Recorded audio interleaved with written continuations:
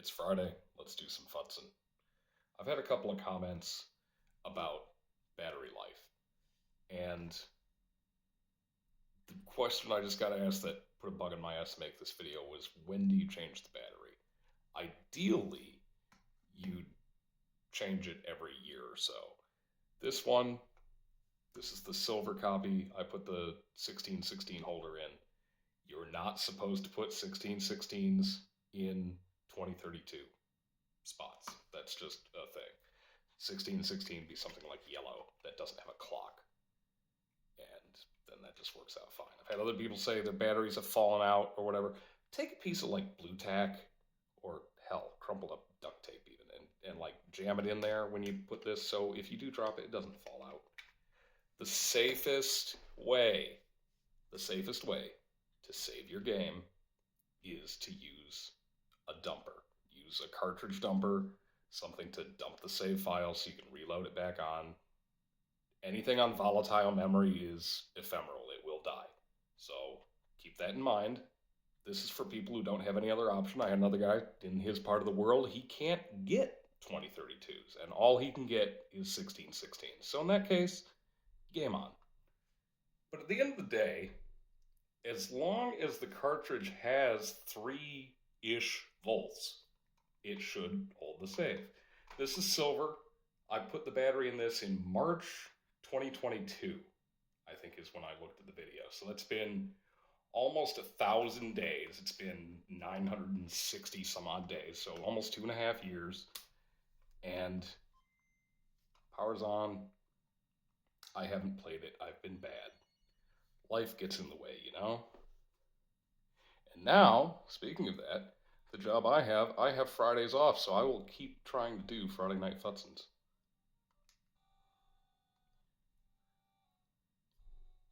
And you can see it keeps the save file. I went back to the house and changed for daylight savings time, so that's the thing. You can't see that at all, can you? Well, here's my save file. New location. It's too damn cold in the garage. When I was grabbing the stuff from the garage, I bit it, absolutely bit it, and smashed my knee into the concrete. So like full-on Peter Griffin moment.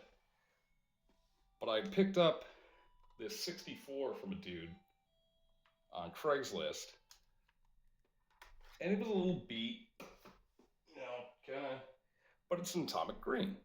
And I haven't forgot about your NES. It's right over here. Part of the things I want to do. And I did have a power supply sitting for it, so that'll work.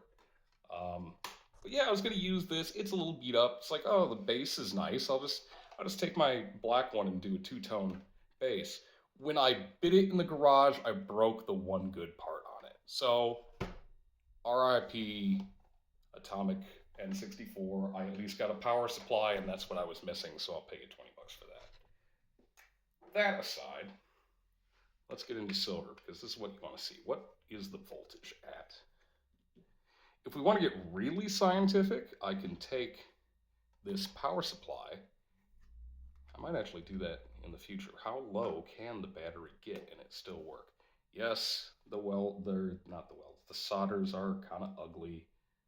I didn't use flux at the time. I have a pot of flux now. Whatever. It works. Also, you got to be careful when you're doing this. You don't short the bits together accidentally, because that will be the same as not having power to it. And if you can see there, we're at 2.83. I don't remember what it was in the last update. It was probably like 2.9 or something like that. So at 2.83 volts, it is still holding a charge. It's been 2.5 years. It might be time to change it. I don't have any of these at the moment. When I do, I probably will. And then you can hot swap it or file dump it. I don't have any of that stuff. I like doing it old school, analog, whatever. But somebody else is talking about the trick where you hot swap this in a Game Boy Advance. And basically all you have to do is keep 3 volts to the flash memory on this cart, and it'll stay golden. It doesn't care where the 3 volts comes from. You can use a power supply like that. You can use another button cell battery. You can have it inside of a Game Boy Advance, and you turn it on, and you pop the battery out, and you put a new battery back in, and you call that good. This is probably the best way to do it. Get a GBA. This one was, well, not anymore, but this one was like $60 at Disc Traders a while ago. I have this case to put it in because I have a problem and everything in my life needs to be atomic purple. And this dope ass sticker that I had one, I had one for the back plate, but it faded out to brown. That peeved me slightly. This, yeah, that's gonna be sick. This is going behind the purple on this, so it's gonna be like my poison mushroom switch. How does it fit on the GB? Let's see. Yeah, it's in there, but you can see it's kind of. Let me see if I can zoom in for that. You can see it's kind of behind that. If you were careful, you could do it there. If you didn't care about the case, you could probably like Dremel that out, but it's not going to be in the same spot because again, this is a 2032. The 2032 holders do not fit inside Game Boy cases. People much smarter than I have done that research, and that's not a thing.